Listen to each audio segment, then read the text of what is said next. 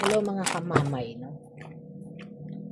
Ito po ay timeless collective reading po.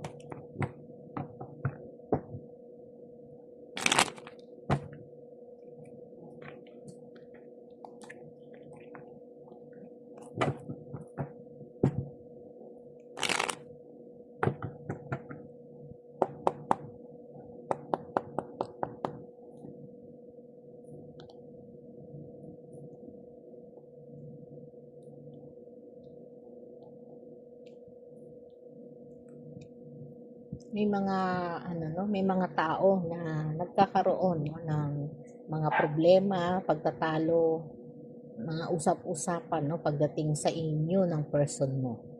No, na ngayon ay talagang kayo yung nagiging nagiging topic. No, at maaaring ito yung mga kaibigan, maaaring ito yung pamilya, o maaaring ito naman ay mga lang po, no, nakikisawsaw sa mga problema ninyo.